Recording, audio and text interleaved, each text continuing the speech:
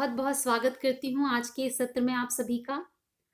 और आजकल हम और आप मिल करके पढ़ रहे हैं दो गिवन वेक्टर्स का प्रोडक्ट। और हमने पिछले वीडियो में dot product of two vectors देखा था। और आज के इस वीडियो में हम और आप मिल करके पढ़ेंगे cross product of two vectors. जी हाँ, वहां हम लोगों ने पिछले वीडियो में चर्चा की थी कि दो गिवन वेक्टर्स का हम दो तरीके से प्रोडक्ट निकालते हैं। एक है dot product of two given vectors और एक है cross product of two given vectors. जैसा कि डॉट प्रोडक्ट को हम लोगों ने एक और नाम दिया था, और वो नाम क्या था? डॉट प्रोडक्ट का वो नाम था, जी हाँ जल्दी से बताइए। डॉट प्रोडक्ट को हमने नाम दिया था scalar product of two given vectors. जी हाँ, दो वेक्टर्स का स्केलर प्रोडक्ट। और आज जब हम क्रॉस प्रोडक्ट की बात करेंगे तो क्रॉस प्रोडक्ट को हम एक और कौन सा नाम देते हैं? वो नाम है vector product of two given vectors, दो सदिशों का सदिश गुणन। तो आज के वीडियो में हम ये भी जानेंगे कि हम क्यों cross product of two given vectors को कह रहे हैं vector product of two given vectors. जैसा कि हम लोगों ने देखा था कि क्यों हम डॉट प्रोडक्ट को एक दूसरा नाम देते हैं scalar product of two given vectors, दो सदिशों का अदिश गुणन। और क्रॉस प्रोडक्ट को हमने क्या कहा? दो सदिशों का सदिश गुणन। तो आज हम डिटेल में देखेंगे क्रॉस प्रोडक्ट के बारे में, कैसे हम आसानी से क्रॉस प्रोडक्ट को सॉल्व कर पाएंगे, उससे रिलेटेड प्रॉब्लम्स को हम सॉल्व कर पाएंगे जैसा हम लोगों ने डॉट प्रोडक्ट में सीखा था। तो बिना डिले किए हुए आइए स्टार्ट करते हैं आज का हम अपना टॉपिक। और अगर ये वीडियो आपके लिए हेल्पफुल होते हैं फ्रेंड्स, आपको ये वीडियो पसंद आते हैं, तो वीडियो को लाइक करना और चैनल को सब्सक्राइब करना बिल्कुल भी ना भूलें। तो आइए हम स्टार्ट करते हैं अपना आज का टॉपिक।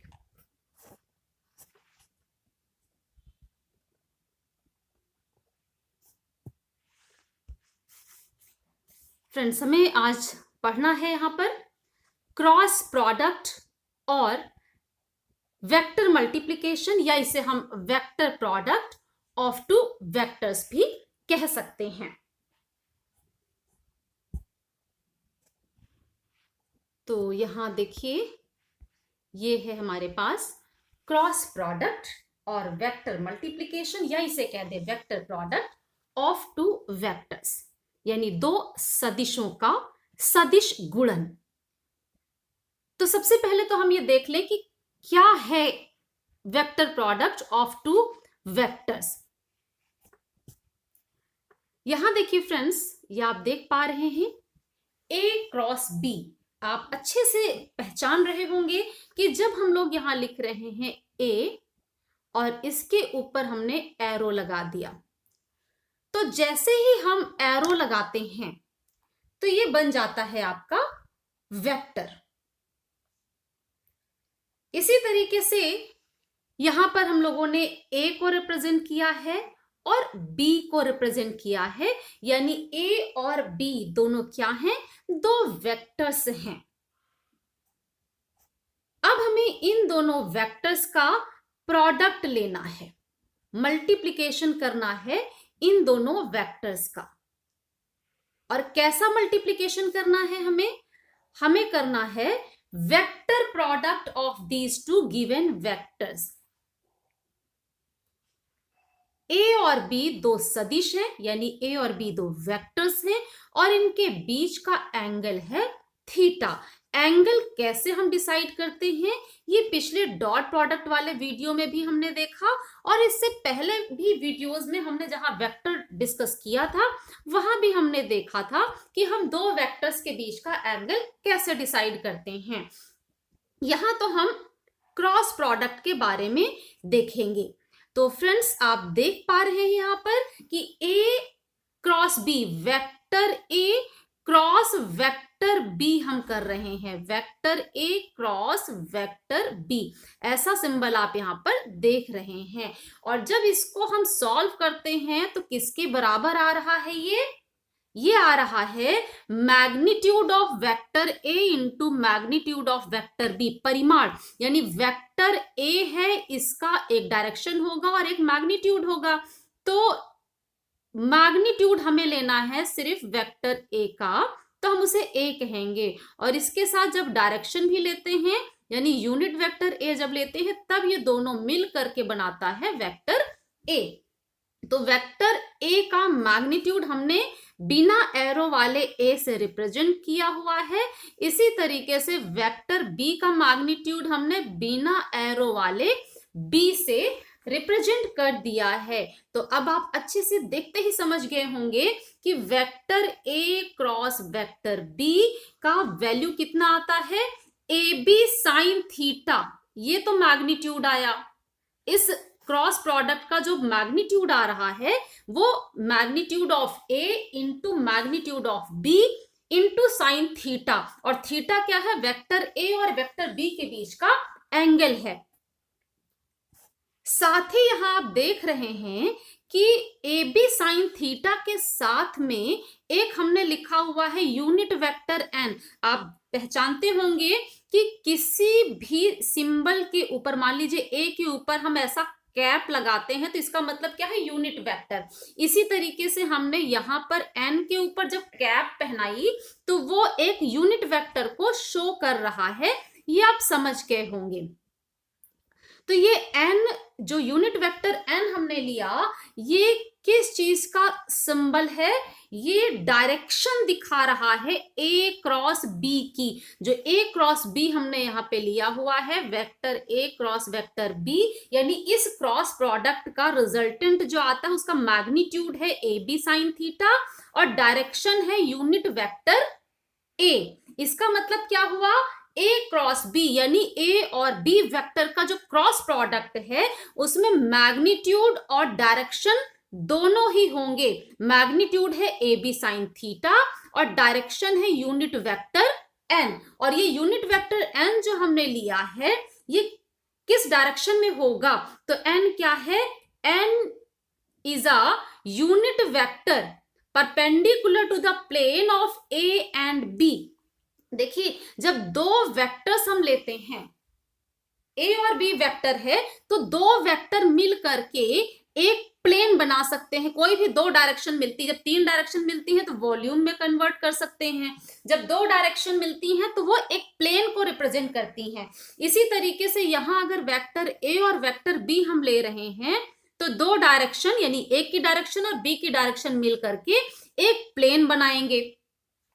तो वो जो ए और बी वेक्टर से प्लेन बनता है, उस प्लेन से परपेंडिकुलर यानी ए और बी का जो प्लेन है उससे लंबवत जो डायरेक्शन है वो यूनिट वेक्टर एन से शो होगा।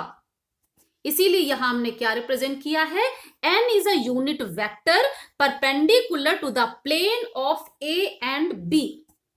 तो फ्रेंड्स, यहां आपको यह भी क्लियर हुआ होगा, A cross B, vector A cross vector B जब हम निकालेंगे, vector A cross vector B जब हम लेंगे यहां पर, तो उसका जो रिजल्ट आएगा उसमें मैग्नीट्यूड और डायरेक्शन दोनों होंगी। और ए क्रॉस बी जो क्रॉस प्रोडक्ट है उसका magnitude A B sine theta आएगा और उसकी डायरेक्शन यूनिट वेक्टर एन आएगी। यानी ए क्रॉस बी का जो रिजल्टेंट है, जो उसका वैल्यू आ रही है, उसका डायरेक्शन कौन सी डायरेक्शन होगी, वेक्टर ए और बी से मिलकर बनने वाला जो प्लेन है उससे परपेंडिकुलर, उससे लंबवत डायरेक्शन होगी। ए और बी वेक्टर जो हैं उनसे लंबवत डायरेक्शन में इसका रिजल्ट आएगा।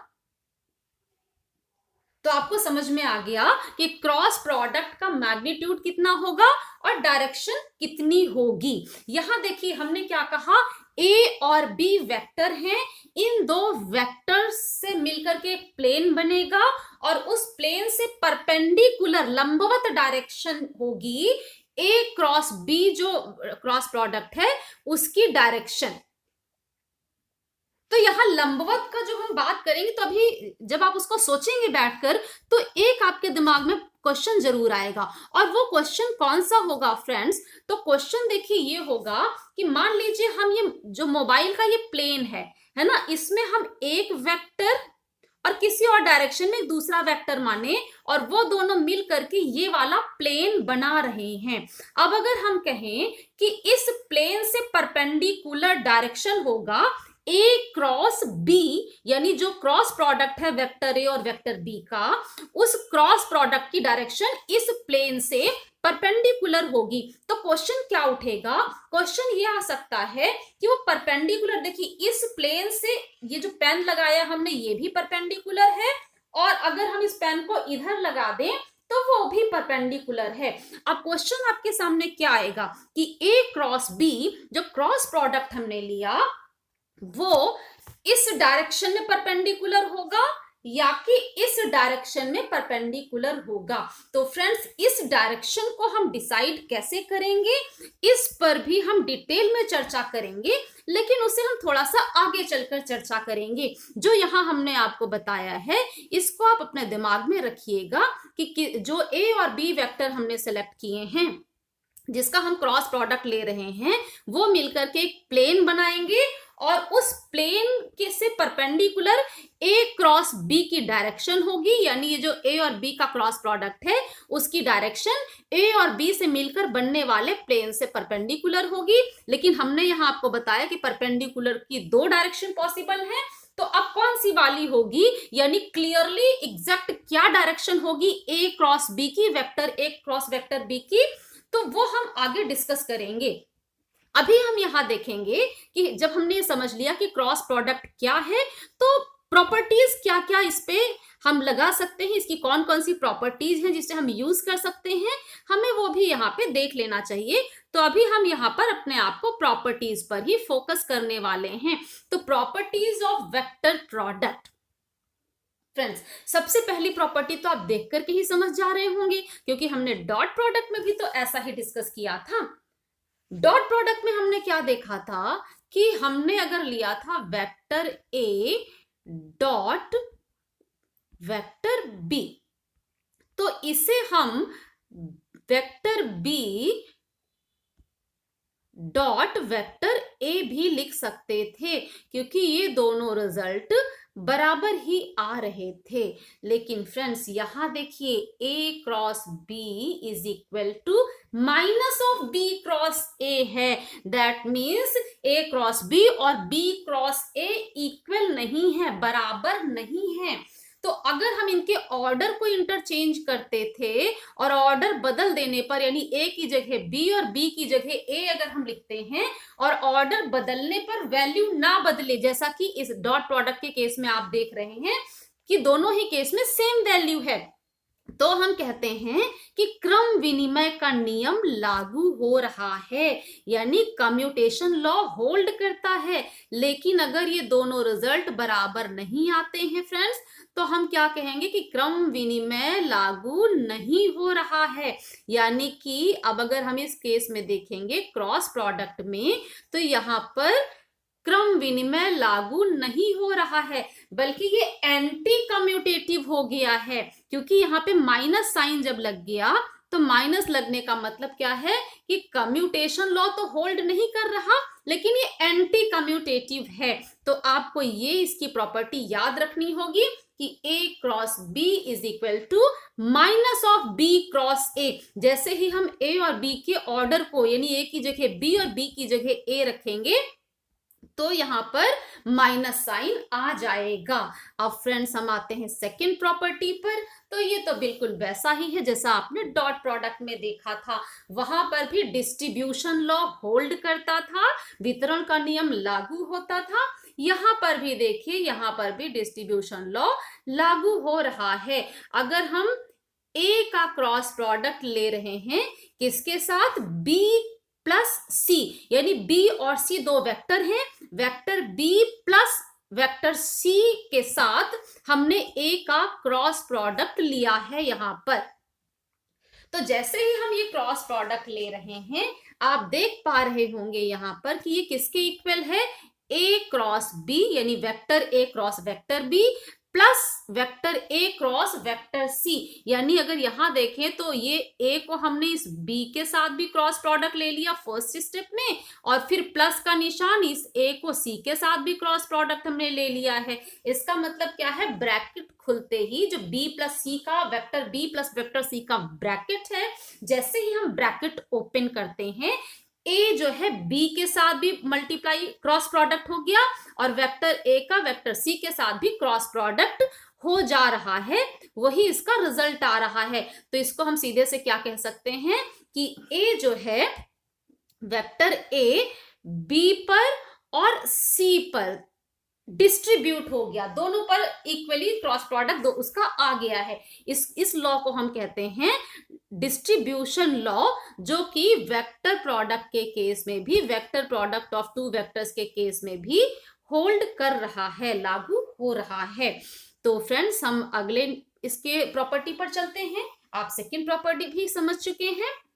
अब हमारी नेक्स्ट प्रॉपर्टी क्या है कि अगर दो वेक्टर्स यानी ए और बी ये पैरेलल या एंटी पैरेलल हैं, पैरेलल या एंटी पैरेलल यानी वेक्टर ए और बी वेक्टर इसके पैरेलल है या इससे एंटी पैरेलल है। अगर ये पैरेलल है यानी वेक्टर ए जिधर है वही डायरेक्शन वेक्टर बी की है, तो दोनों के बीच एंगल बनेगा 0 डिग्री। लेकिन अगर वेक्टर ए की जो डायरेक्शन है उससे अपोजिट डायरेक्शन वेक्टर बी की है, तो दोनों के बीच एंगल कितना बनता है 180 डिग्री। तो ये आप समझ के कि अगर पैरेलल है तो ए और बी के बीच का एंगल कितना है 0 डिग्री, और अगर ये एंटी पैरेलल है तो ए और बी के बीच का एंगल कितना हो जाता है 180 डिग्री। अब अगर दोनों ही केस को आप देखें, और यहाँ जो हमने स्टार्टिंग में आपको यहाँ पे बताया कि ए क्रॉस बी क्या होता है, A cross B means A B sine theta into unit vector N. N कौन सा यूनिट वेक्टर है ये आप समझ चुके हैं, और थीटा क्या है, ए और बी के बीच का एंगल है। ए वेक्टर ए का मैग्नीट्यूड है और बी वेक्टर बी का मैग्नीट्यूड है। अब अगर यहीं पे हम देखें कि ए और बी पैरेलल हैं, यानी ए और बी के बीच का एंगल कितना हो गया 0 डिग्री। तो अगर हम यहां पर थीटा की जगह 0 रखें तो आपको पता है कि साइन 0 डिग्री की वैल्यू कितनी हो जाती है। यस बताइए, ऑफ कोर्स 0, यानी साइन ऑफ 0 डिग्री अगर हम लिखें तो साइन 0 डिग्री क्या बनता है, इसकी वैल्यू आती है 0। अब अगर हम यहां साइन थीटा को 0 रख दें तो friends A B sine theta जो मैग्नीट्यूड आ रहा था, ए कुछ भी हो बी कुछ भी हो, लेकिन किसी के साथ 0 से मल्टीप्लाई करो तो वैल्यू 0 हो जाती है। इसका मतलब क्या, ए क्रॉस बी में राइट हैंड साइड यहाँ पे 0 आ जाएगा। लेकिन फ्रेंड्स ये यूनिट वेक्टर n 0 नहीं हुआ है, ये ध्यान रखिएगा, क्योंकि डॉट प्रोडक्ट में उसका रिजल्ट सिर्फ स्केलर आता था, सिर्फ मैग्नीट्यूड होता था।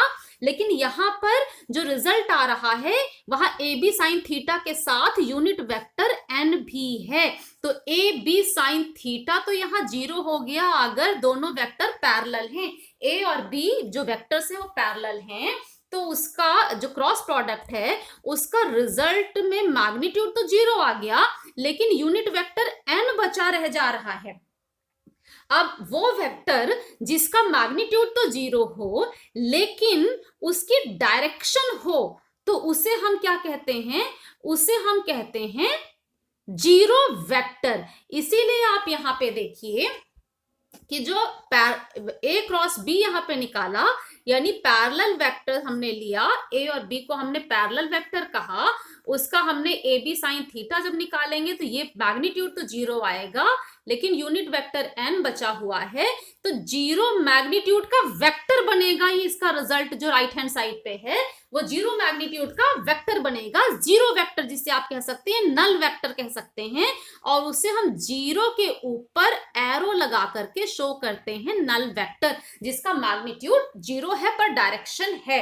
तो इसीलिए, और बिल्कुल इसी तरीके से अगर हम एंटी पैरेलल वेक्टर्स की बात करते हैं, यानी ए और बी एक दूसरे से पैरेलल ना होकर के एंटी पैरेलल हैं, यानी पैरेलल चल रहा है लेकिन डायरेक्शन अपोजिट हो गया, तो इनके बीच एंगल आ जाएगा 180 डिग्री। और आप अच्छे से जानते हैं कि साइन 180 डिग्री की वैल्यू भी कितनी होती है 0। तो जिस तरह साइन 0 डिग्री लेकर के ये वैल्यू हमारी 0 हो गई थी, साइन 180 डिग्री लेकर के भी राइट हैंड साइड पे मैग्नीट्यूड 0 हो जाएगा पर डायरेक्शन बचा रह जाएगा। तो एंटी पैरेलल अगर है दो वेक्टर ए और बी, तो उसका भी क्रॉस प्रोडक्ट का रिजल्ट नल वेक्टर ही आएगा, यानी वो वेक्टर जिसका मैग्नीट्यूड तो 0 है पर उसका डायरेक्शन है। तो फ्रेंड्स, अगर पैरेलल वेक्टर है तो भी और एंटी पैरेलल वेक्टर है तो भी, दोनों ही केस में रिजल्ट क्या आएगा, ए और बी के क्रॉस प्रोडक्ट का एक नल वेक्टर आता है, वो वेक्टर जिसका मैग्नीट्यूड है 0 लेकिन जिसकी डायरेक्शन है। Vector product of two parallel और anti parallel vectors is a null vector. तो फ्रेंड्स, ये आपको क्लियर हो गया। अब हम अगर अगली प्रॉपर्टीज की देखें तो अगली प्रॉपर्टी क्या कहती है कि उसी वेक्टर का उसी वेक्टर के साथ हम क्रॉस प्रोडक्ट लें। तो जैसे हम लोगों ने पैरेलल वेक्टर की बात की, अभी डॉट प्रोडक्ट में भी देखा था कि अगर ए वेक्टर को हम ए वेक्टर के ही रेस्पेक्ट में देखें फ्रेंड्स, तो दोनों के बीच एंगल क्या दिखेगा, 0 डिग्री।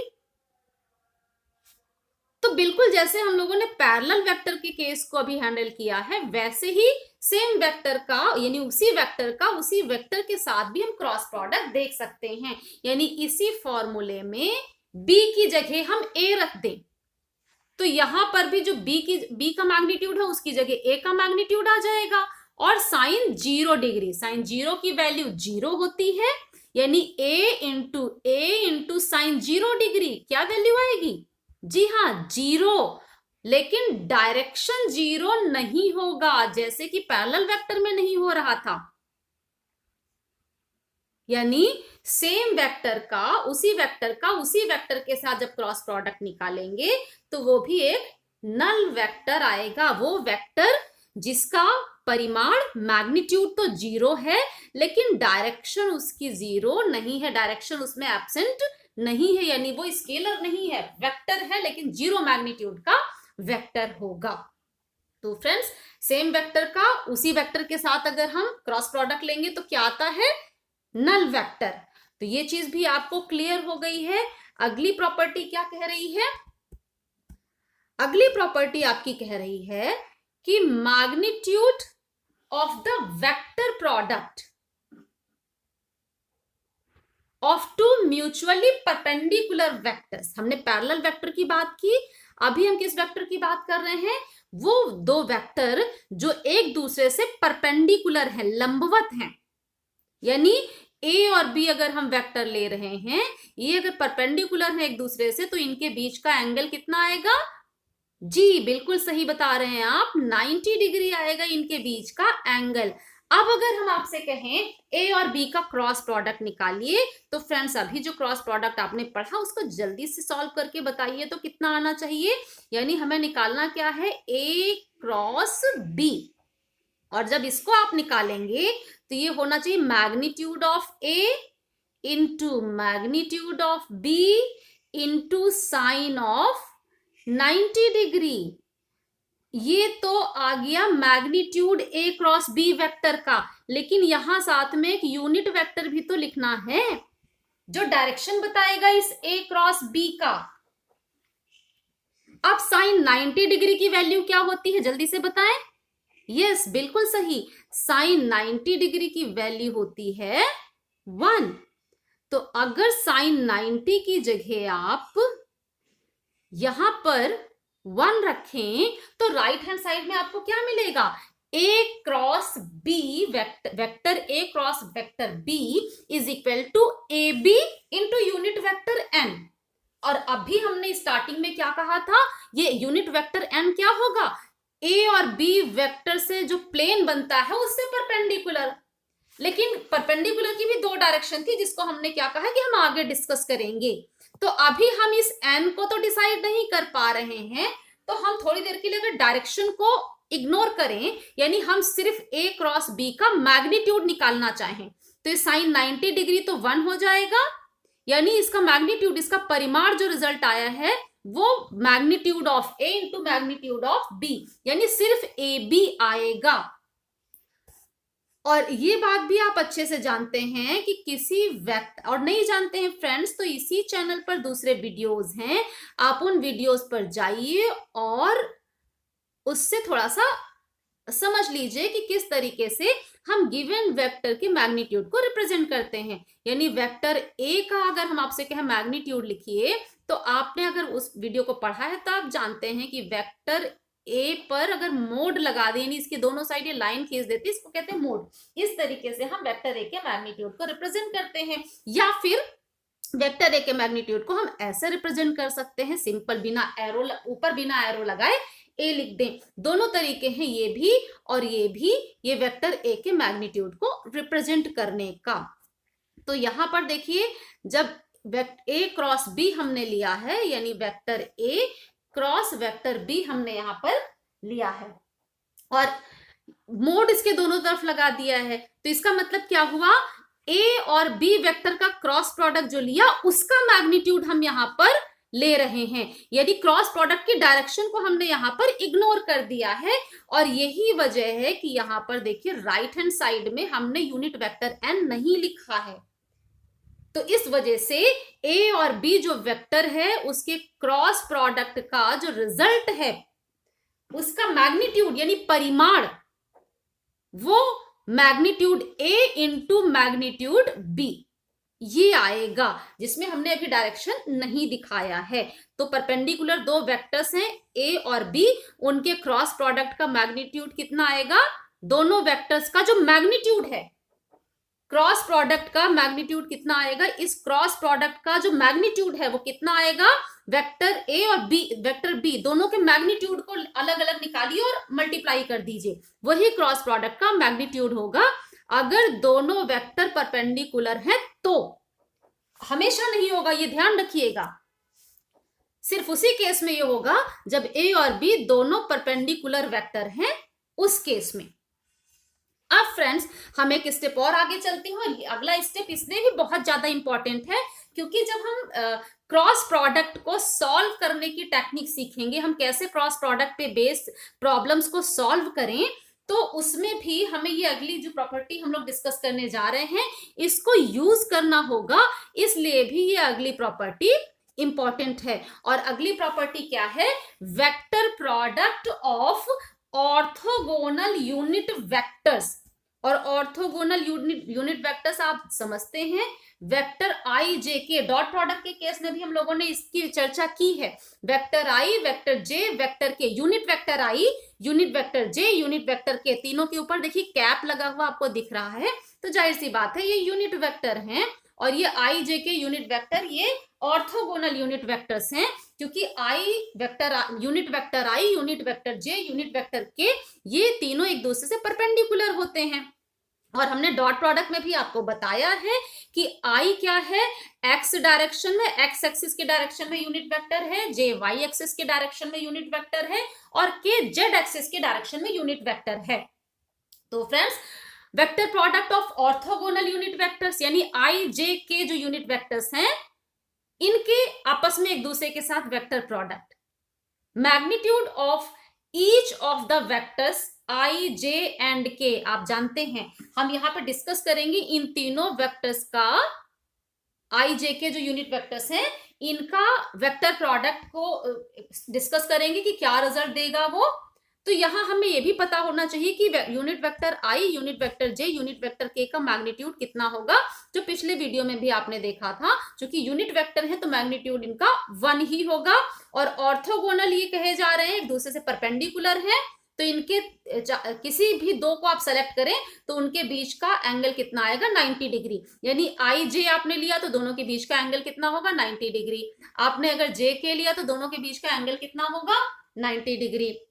अगर आप के और आई लेते हैं तो दोनों के बीच का एंगल कितना होगा, 90 डिग्री।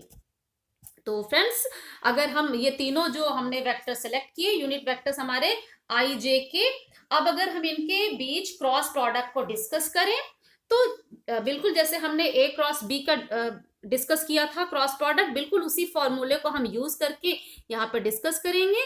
और आई क्रॉस जे हमने पहले लिया, आई क्रॉस जे को अगर निकालें तो फॉर्मूला जो कि अभी आपने देखा था कि अगर आप ए क्रॉस बी ले रहे थे तो ए क्रॉस बी क्या आता था आपका, ए क्रॉस बी आता था magnitude of A into magnitude of B into sine of theta, यानी ए बी के बीच का एंगल है theta, into unit vector N. N क्या है? ए क्रॉस बी, जो वेक्टर प्रोडक्ट आता है vector A cross vector B, उसकी डायरेक्शन को शो करता है। अब अगर ए की जगह यूनिट वेक्टर आई है तो यहाँ पे यूनिट वेक्टर आई का मैग्नीट्यूड यानी 1 हो जाएगा। बी की जगह यूनिट वेक्टर जे हमने लिया है तो बी की जगह भी मैग्नीट्यूड हो जाएगा हमारा 1 हो जाएगा। और साइन थीटा, आई और जे के बीच अभी एंगल आपने क्या देखा था? थीटा इज 90 डिग्री, तो यहाँ पे हो जाएगा साइन 90 डिग्री। और साथ में ऑफकोर्स डायरेक्शन एन तो आनी ही आनी है, जो आई क्रॉस जे की डायरेक्शन दिखाएगी। अब अगर इसको सॉल्व करें तो साइन 90 डिग्री भी 1 होती है, 1 इंटू 1 इंटू 1 इज 1, इसलिए यहां देखिए सिर्फ डायरेक्शन बची है, यानी आई क्रॉस जे का जो रिजल्ट आएगा वो रिजल्ट कैसा आएगा? वो रिजल्ट एक यूनिट वेक्टर आता है, यूनिट वेक्टर एन। ये आप समझ गए यहां पर। अब ये यूनिट वेक्टर एन क्या होगा हमें वो डिस्कस करना है। यूनिट वेक्टर एन अभी हम लोगों ने क्या देखा था कि ए क्रॉस बी में जो एन था वो क्या था? ए और बी वेक्टर्स से बनने वाले प्लेन के परपेंडिकुलर। तो इसका मतलब कि यहाँ पे ये एन जो वेक्टर है, यूनिट वेक्टर एन, वो आई और जे से मिलकर जो प्लेन बनेगा उससे परपेंडिकुलर। और आई किस डायरेक्शन में है? एक्स डायरेक्शन में है। और जे किस डायरेक्शन में है? वाई डायरेक्शन में है। और एक्स और वाई से मिलकर जो प्लेन बनेगा उससे परपेंडिकुलर डायरेक्शन, जी हाँ आपको तो अच्छे से समझ में आ चुकी हैं चीजें कि एक्स और वाई प्लेन से परपेंडिकुलर डायरेक्शन तो होती है जेड डायरेक्शन। यानी ये जो एन आ रहा है, ये एन किस डायरेक्शन का यूनिट वेक्टर होगा? जेड डायरेक्शन का यूनिट वेक्टर। और जेड डायरेक्शन का यूनिट वेक्टर क्या होता है? के। K is the unit vector in z direction। इसका मतलब क्या है? ये जो यूनिट वेक्टर n है ये क्या होना चाहिए?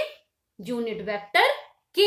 यानी I क्रॉस J की वैल्यू कितनी आएगी? I क्रॉस J की वैल्यू आएगी unit vector K। Unit vector I into unit vector J आपका आएगा यूनिट वेक्टर K। तो फ्रेंड्स I क्रॉस J को unit vector I cross unit vector J is equal to क्या होगा? Unit vector के। अभी यहां देखिए हमने स्टार्टिंग में भी बोला था कि दो वेक्टर से परपेंडिकुलर जो दो वेक्टर से जो प्लेन बनता है उससे परपेंडिकुलर दो डायरेक्शन होती है। अभी यहां हमने के लिया है, माइनस के नहीं लिया है। क्यों नहीं लिया है? जब हम आगे अभी डिस्कस करेंगे ए क्रॉस बी की डायरेक्शन को निकालने के रूल्स, तो वहां आप समझ जाएंगे कि हमने माइनस के क्यों नहीं लिया है। अभी यहां आप याद रख लीजिए क्योंकि यही सही है। I unit vector I cross unit vector J is equal to unit vector K होता है। और जैसे हम लोगों ने यहाँ पे I cross J is equal to K निकाला है, इसी तरीके से बाकी चीजों को भी जब आप सॉल्व करते हैं तो I cross J is equal to K होगा, J cross K is equal to I and K cross I is equal to J। यहां हम इसको याद करने की टेक्निक भी जरा आपको बता देते हैं कि आप कैसे इसको याद रख पाए आसानी से। तो फ्रेंड्स देखिए, पहला X Y Z ये तो आपको याद रहता है, तो उसी तरीके से एक ऑर्डर में I J K। अब देखिए अगर आप I क्रॉस J लेते हैं यानी फर्स्ट वाला पेयर, तो K आएगा रिजल्ट।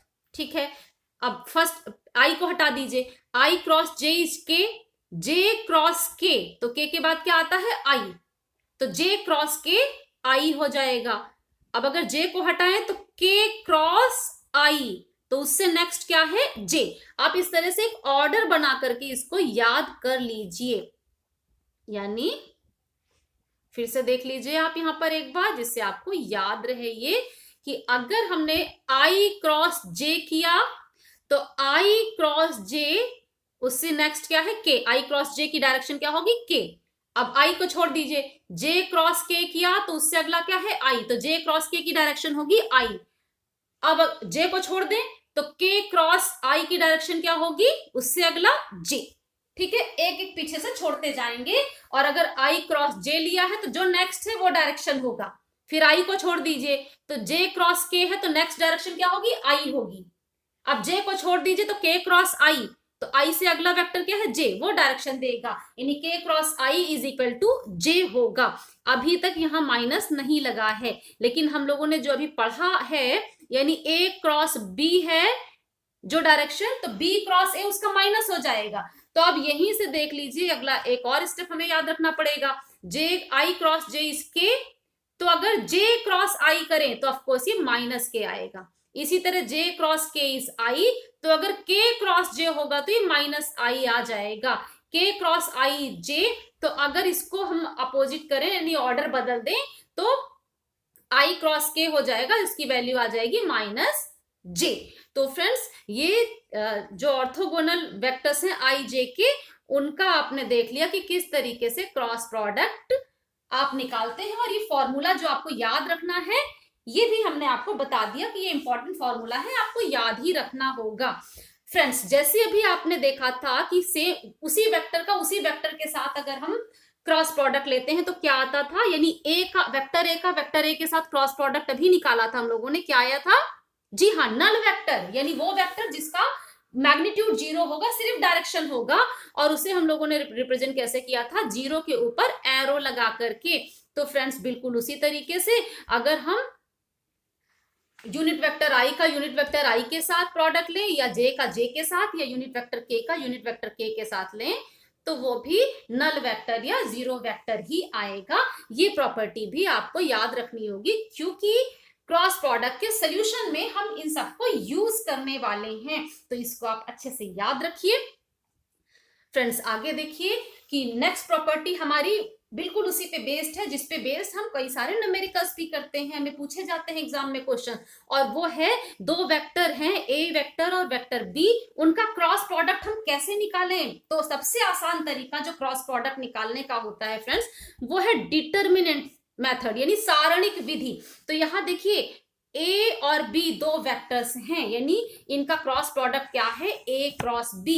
अब अगर हमें ए क्रॉस बी को सॉल्व करना है, यानी इसका हमें रिजल्ट निकालना है, तो आप पहचान रहे होंगे कि डिटर्मिनेंट कैसे होता है। देखिए राइट हैंड साइड में आप देख रहे हैं कि हमने दो ऐसी पैरेलल लाइंस के बीच में कुछ डिजिट्स लिखी हुई हैं, तो इसी को इस तरीके से जब आप लिखते हैं तो इसे आप डिटर्मिनेंट कहते हैं, और इसको सोल्यूशन की एक मेथड होती है।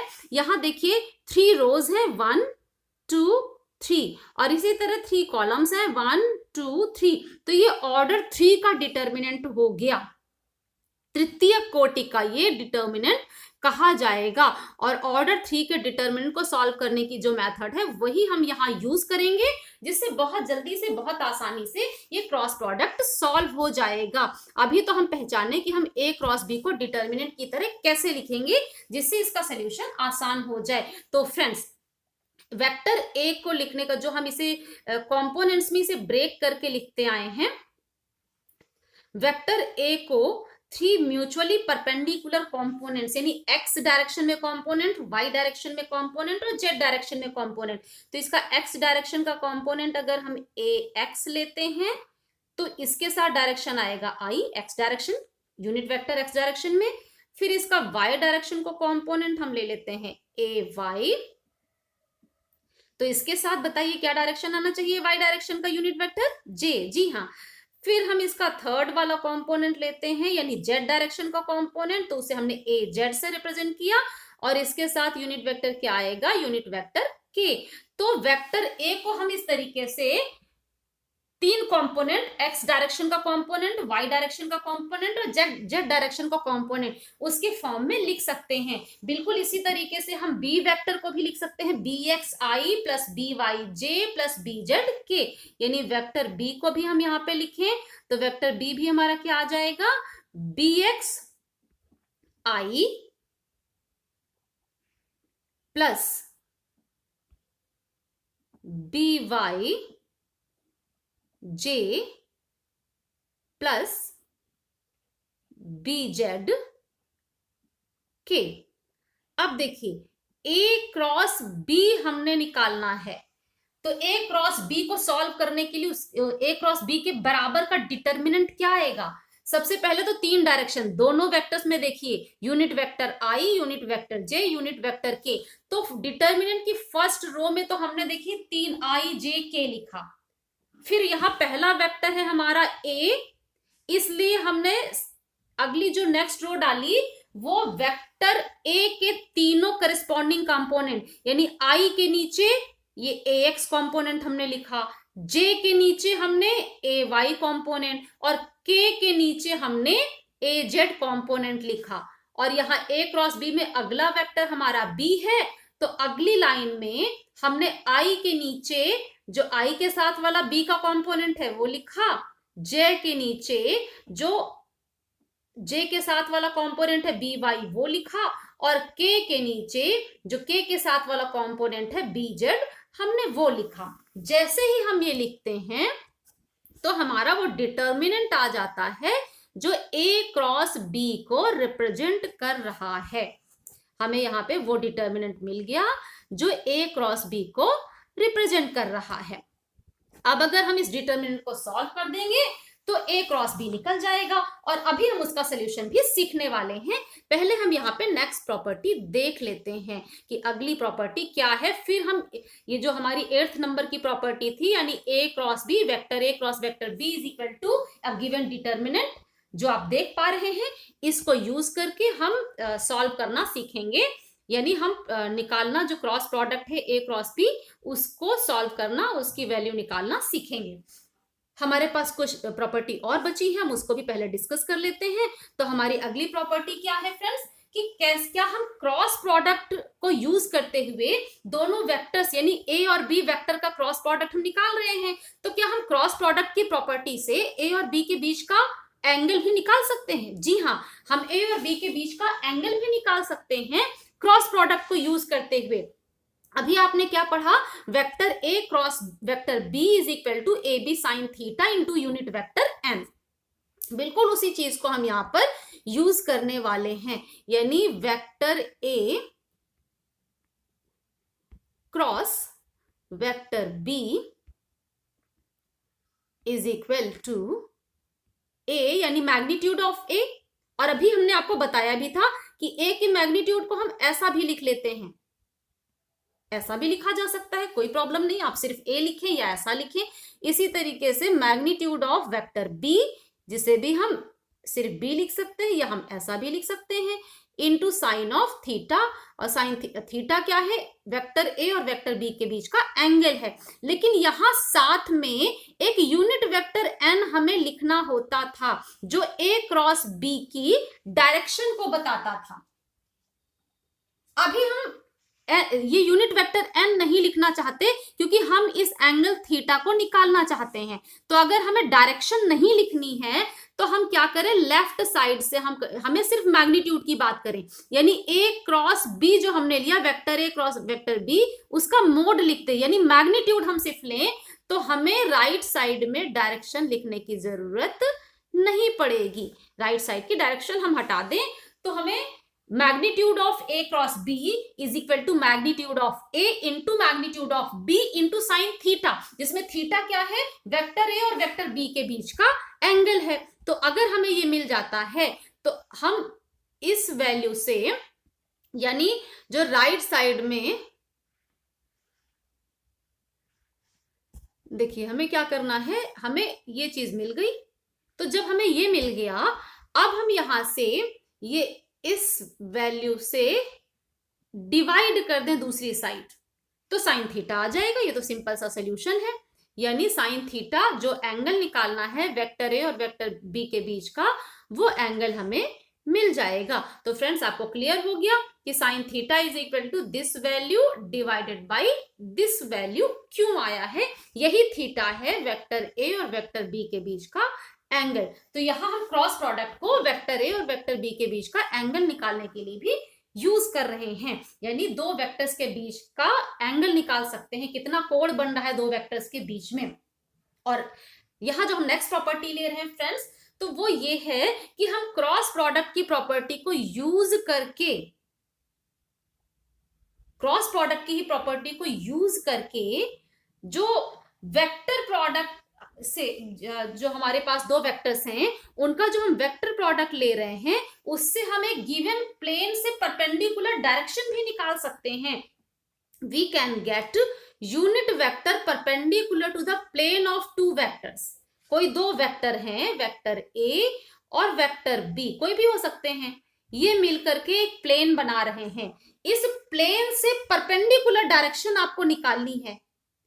यानी दो वेक्टर्स हैं ए और बी, वो मिलकर के एक प्लेन बना रहे हैं, उस प्लेन से परपेंडिकुलर डायरेक्शन आपको निकालनी है. तो उसके लिए भी हम क्रॉस प्रोडक्ट यूज कर सकते हैं. क्योंकि फ्रेंड्स अभी तक हम लोग जहां जहां भी क्रॉस प्रोडक्ट को डिस्कस कर रहे हैं हम लोगों ने बार बार कहा कि ए क्रॉस बी, ये जो ए क्रॉस बी आ रहा है इसकी डायरेक्शन क्या है, जिसे हमने यूनिट वेक्टर एन लिखा है, ये एन किस डायरेक्शन में होता है, वेक्टर ए और वेक्टर बी मिलकर के जो प्लेन बनाते हैं उस प्लेन से परपेंडिकुलर. तो यही एन तो वो डायरेक्शन है जो दो गिवन वेक्टर ए और बी से बनने वाले प्लेन से लंबवत है. यानी अगर हम इस एन को निकाल लें तो एन को निकालते ही हमें वो डायरेक्शन मिल गई जो ए और बी से परपेंडिकुलर डायरेक्शन है. तो यहां हम क्या कर सकते हैं, यहां हम निकाल सकते हैं दो वेक्टर से मिलकर बनने वाले प्लेन से perpendicular direction. We can get unit vector perpendicular to the plane of two vectors. दो वेक्टर से मिलकर के एक प्लेन बना और उस प्लेन से परपेंडिकुलर डायरेक्शन हमें पूछी जाए तो हम क्रॉस प्रोडक्ट को यूज करके निकाल सकते हैं. तो ये क्रॉस प्रोडक्ट की ये हमारी अगली प्रॉपर्टी मिल गई. अब यहां देखिए, अगर n निकालना है तो n निकालने के लिए हम क्या कर सकते हैं, एक तो तरीका ये है कि a क्रॉस b को ए बी साइन थीटा से हम डिवाइड कर दें तो n आ जाएगा. सिंपल सी आपको इक्वेशन दिख रही है यहाँ पर कि हम a क्रॉस b, जो vector a cross vector b है, उसे ए बी साइन थीटा. अब आप समझ रहे हैं, a यानी magnitude of vector a, b यानी मैग्नीट्यूड ऑफ वेक्टर b और साइन थीटा, आप जानते हैं थीटा वेक्टर a और वेक्टर b के बीच का एंगल है. तो ए बी साइन थीटा से vector a cross vector b को डिवाइड कर दीजिए तो यूनिट वेक्टर n मिल जाएगा. और अगर हम इतना ये प्रोसेस नहीं करना चाहते, हमने a क्रॉस b निकाल लिया है, तो a vector a cross vector b ये हमने निकाल लिया, तो ये एक नया वेक्टर ही तो बना क्रॉस प्रोडक्ट. इसका क्योंकि क्रॉस प्रोडक्ट का रिजल्ट भी एक वेक्टर आता है. अब इसे जैसे हम नॉर्मल सभी वेक्टर्स को आप लोग लिखते आए हैं ना, क्या लिखते हैं, वेक्टर, मान लीजिए वेक्टर ए है तो is equal to magnitude of vector A हम लिखते हैं into unit vector in this direction, है ना. ये करें तो वेक्टर ए आ जाता है. बिल्कुल इसी तरीके से हम इसको भी कर सकते हैं, यानी vector A cross vector B और इसका मैग्नीट्यूड हमने ले लिया, मोड लगा दिया यानी मैग्नीट्यूड. इस मैग्नीट्यूड को जो vector A cross vector B की डायरेक्शन, और वो डायरेक्शन क्या थी, एन, और एन क्या है, ए और बी वेक्टर से जो प्लेन बना उससे परपेंडिकुलर. तो हम ऐसा भी लिख सकते हैं इसको, यानी इसी का मैग्नीट्यूड निकाल दे तो वो मोड ए क्रॉस बी हो जाएगा, उसको यूनिट वेक्टर एन से मल्टीप्लाई करें तो ये रिलेशन बनेगा. अब इस मोड ए क्रॉस बी को इधर लाके डिवाइड कर दीजिए तो भी यूनिट वेक्टर एन आ जाएगा.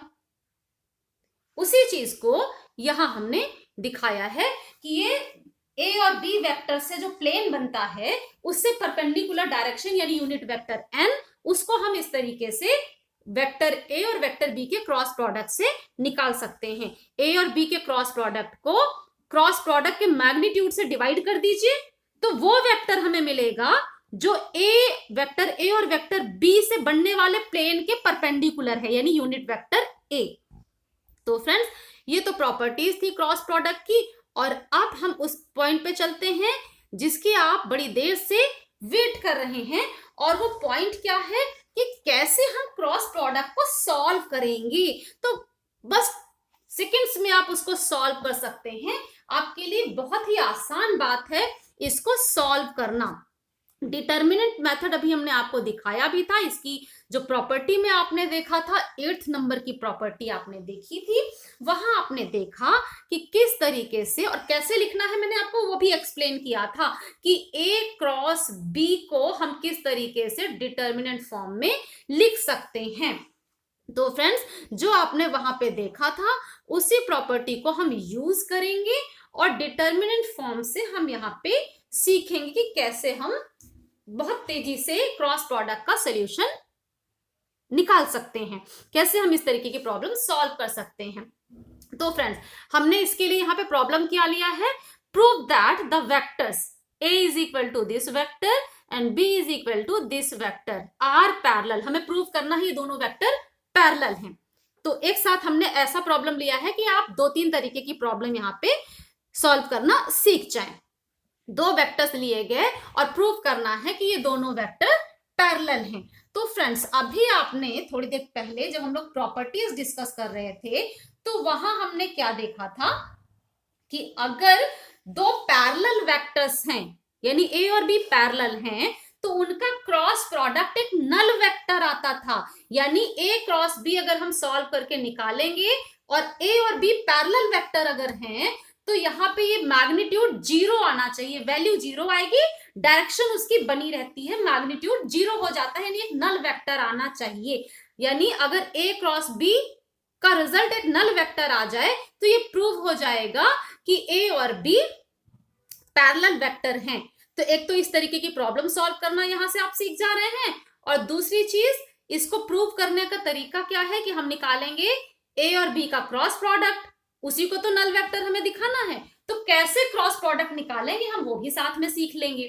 और कैसे निकालेंगे, अभी 8th नंबर की प्रॉपर्टी में हम लोगों ने देखा था कि अगर 2 वेक्टर हैं, वेक्टर ए और वेक्टर बी, इनका आपने क्रॉस प्रोडक्ट लिया, तो इन क्रॉस प्रोडक्ट को हमने क्या लिखा था और कैसे लिखा था वो मैं एक्सप्लेन कर चुकी हूं, अभी आपने देखा था। इसे हमने कैसे लिखा था, यहाँ पे आई जे एंड के, ओके, और आई के नीचे ए का एक्स डायरेक्शन वाला कंपोनेंट, उसके नीचे बी का एक्स डायरेक्शन वाला कंपोनेंट। ठीक है, तो हम कैसे ए क्रॉस बी अगर हमने लिया है, क्रॉस प्रोडक्ट निकालना है, तो हम लोगों ने क्या देखा कि डिटर्मिनेंट के फॉर्म में इसे हम कैसे लिखते हैं, आई जे के हमने फर्स्ट रो में लिया, और आई के नीचे पहला जो ए वेक्टर है उसका एक्स कंपोनेंट, उसके नीचे बी का एक्स कंपोनेंट। इसी तरीके से जे के नीचे हम ए का वाई वाला कंपोनेंट और उसके नीचे बी का वाई वाला कंपोनेंट, फिर के नीचे अगेन ए का जेड वाला कंपोनेंट और उसके नीचे बी का जेड वाला कंपोनेंट। और ये कंपोनेंट क्या है वो फिर से बताने की जरूरत नहीं पड़नी चाहिए, लेकिन फिर भी मैं एक वेक्टर में दिखा देती हूं कि a is equal to, vector a is equal to क्या था, ax i, यानी i के साथ था x plus ay j plus az k। इसी से कंपेयर करिए जरा सा, यानी जो वेक्टर a है इसको जरा इस वेक्टर से कंपेयर करिए, तो आपको देखने से ही पता चल रहा है कि ax की जगह क्या है 2, ay की जगह क्या है -3 और az की जगह क्या है -1। तो फ्रेंड्स, जहां जहां हमने ax ay az लिखा वहां वहां हमने उसकी वैल्यू रख दी, ओके। इसी तरीके से इस b वाले वेक्टर को कंपेयर करिए, तो bx की जगह क्या आना चाहिए, जहां ax था वहां bx देखिए। तो यह हम लिख करके ही आपको दिखा देते हैं, आपको कंफ्यूजन ना हो, आप आसानी से इसको समझ पाए, ओके। तो देखिए कैसे हम लिख सकते हैं, अगर हम लिखते हैं vector b is equal to क्या आना चाहिए, bxi plus by j plus bz k,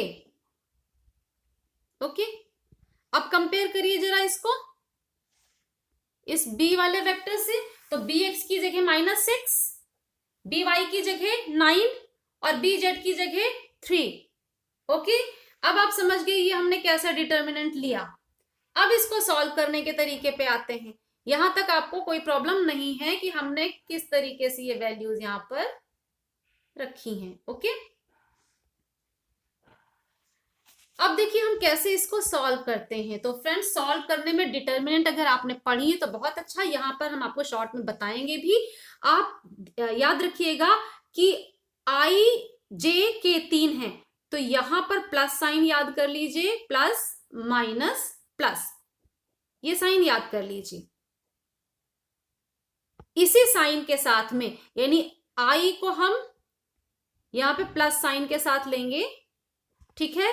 और अब आई लिख करके उसके आगे हमें क्या, उससे छोटा सा डिटरमिनेंट फॉर्म में, यानी इस रो और इस कॉलम को छोड़ दीजिए, तो जो रिमेनिंग आया उसको डिटरमिनेंट फॉर्म में लिख दिया जाएगा। आप देखिए यही आया कि यहाँ पे ये चीज लिखा गया, -3 9 -1 3, 2x2 ऑर्डर का डिटरमिनेंट लिख दिया गया। 2 रो है और 2 कॉलम है इसमें, ठीक है, इसमें कोई डाउट नहीं है। यानी आई वाला आपको क्लियर हो गया। अब देखिए जे के साथ हमने माइनस साइन आपको बताया,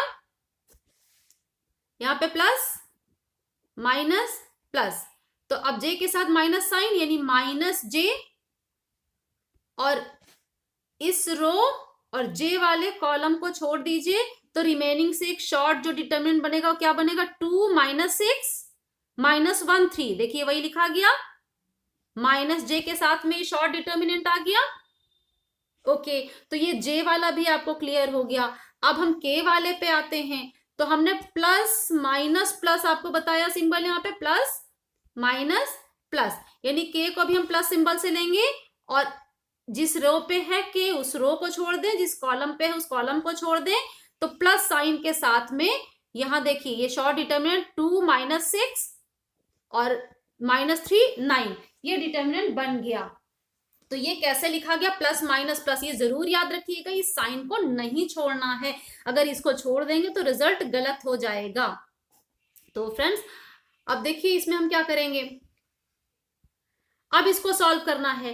तो ये जो शॉर्ट डिटरमिनेंट हम लोगों ने यहाँ पे लिखे हैं ना, इन शॉर्ट डिटरमिनेंट को भी सॉल्व करने में आपको ध्यान रखना है कि इसको सॉल्व करना है तो आप इसको इससे मल्टीप्लाई करिए, दिस इंटू दिस। पहले यही करना, जो एरो पहले लगाया वो पहले, जैसे -3 इंटू 3, देन जो अब एरो लगाया ये, यानी फिर से देखिए ये गलत नहीं करना है आपको। आपको क्या करना है,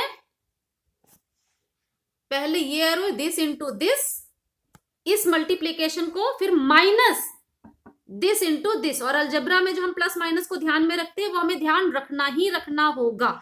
तो अगर हम इस ऑर्डर को ध्यान में रखते हुए लिखें तो -3 इंटू 3, ओके, इसको इस फिर क्या करना है, माइनस, अगला वाला स्टेप क्या है, 9 इंटू -1, 9 इंटू इसको -1 मल्टीप्लाई करना। ओके, अब अगर इसको आप सॉल्व करें तो क्या आएगा, -3 इंटू 3 यानी -9, और माइनस दूसरे ब्रैकेट में क्या है, 9 इंटू -1 यानी अगेन -9, और इस ब्रैकेट को खोलेंगे तो माइनस माइनस मल्टीप्लाई होके क्या होता है, यस वेरी गुड, प्लस हो जाता है। तो -9 + 9 यानी अभी क्या हो जाएगा, -9 + 9। अभी मल्टीप्लाई नहीं हो रहा, देखिए यहाँ पे माइनस माइनस हमने मल्टीप्लाई किया इसलिए प्लस हुआ, -9 + 9, ये रिजल्ट कितना आएगा, 0। ये अलजेब्रा का प्रॉपर्टी है। यहां भी अगर आपको कोई प्रॉब्लम है तो कमेंट में जरूर लिखिए, मैं उसमें भी आपकी पूरी हेल्प करूंगी। देखिए यहां वही निकाला गया। बिल्कुल इसी तरीके से हमें आगे के भी जो डिटरमिनेंट हमने 2x2 ऑर्डर के लिए है, बिल्कुल इसी प्रॉपर्टी से हमें इसको सॉल्व करना होगा। और उस प्रॉपर्टी से जब आप इसको सॉल्व करेंगे तो आपको रिजल्ट मिल जाएगा। जैसे हमने आई के साथ में रखा, ऐसे ही देखिए पहले 2 इंटू 3, फिर -6 इंटू -1, इसको आप सॉल्व करिए। तो एक बार फिर आपको ये भी दिखा देते हैं, फिर आप अगला खुद कर पाएंगे। 2 इंटू 3 -6 इंटू -1। अब इसको सॉल्व करिए जरा। 2 into 3 is 6, -6 into -1, minus minus plus यानी +6। ओके, यहां पे बनेगा +6। अब इस ब्रैकेट को ओपन करेंगे तो ये वाला माइनस और ये वाला प्लस, माइनस इंटू प्लस क्या बनता है, माइनस, यानी 6 -6 क्या आ जाएगा, अगेन 0। तो फ्रेंड्स, इस तरीके से आपने अलजेब्रा की प्रॉपर्टी लगाते जाना है और ये जो 2/2 ऑर्डर का डिटर्मिनेंट है उसको आप सॉल्व करेंगे। बिल्कुल इसी तरीके से इस डिटर्मिनेंट को भी आप सॉल्व कर देंगे। इसको भी सॉल्व किया तो जो रिजल्ट आएगा उसको आप नीचे लिख लेंगे। और यहां पर इस केस में चूंकि हमने एक प्रॉब्लम और साथ में जोड़ रखी है कि हमें प्रूव करना है कि ए और बी पैरेलल हैं, तो जब इसको आप हमने सॉल्व किया तो हमें रिजल्ट क्या मिलता है, यहां ये वैल्यू और ये वैल्यू 0 हो गया, यानी मैग्नीट्यूड एक्स डायरेक्शन में, यानी आई के साथ भी 0, जे के साथ भी 0 और के साथ भी 0। तो एक्स डायरेक्शन में भी कंपोनेंट 0, वाई में भी 0, के में भी 0। तो इसका मैग्नीट्यूड क्या आएगा, 0। अगर आप वेक्टर का मैग्नीट्यूड निकालना भी नहीं जानते, वहां आपको कंफ्यूजन है और आप इसको समझ पाने में भी थोड़ी सी भी प्रॉब्लम हो रही है, तो आप मुझे लिखिए, मैं वेक्टर के मैग्नीट्यूड का भी एक फिर से आपको अलग से वीडियो दे दूंगी। यहाँ आपको ये क्लियर हो गया कि जो ए क्रॉस बी हमने सॉल्व किया उसमें तीनों कंपोनेंट 0 आए, यानी जो रिजल्टेंट आएगा उस मैग्नीट्यूड क्या होगा, 0, पर डायरेक्शन है, क्योंकि ये क्रॉस प्रोडक्ट है तो डायरेक्शन होगा, यानी रिजल्ट क्या आया, नल वेक्टर आ गया जिसका मैग्नीट्यूड है 0 और डायरेक्शन है।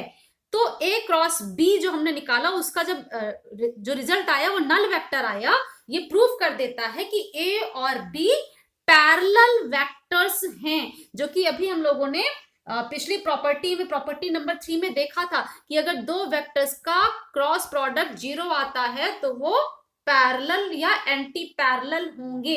अब दो डायरेक्शन की बात की थी ना, प्लेन से परपेंडिकुलर 2 डायरेक्शन, तो ए क्रॉस बी का कौन सा वाला होगा वो हम अगले वीडियो में डिस्कस करने वाले हैं कि जब हम ए क्रॉस बी निकालेंगे तो किस रूल से हम निकालें कि परपेंडिकुलर से किस डायरेक्शन वाला डायरेक्शन इस प्रोडक्ट में हमें मिलने वाला है, यानी पॉजिटिव डायरेक्शन या नेगेटिव डायरेक्शन।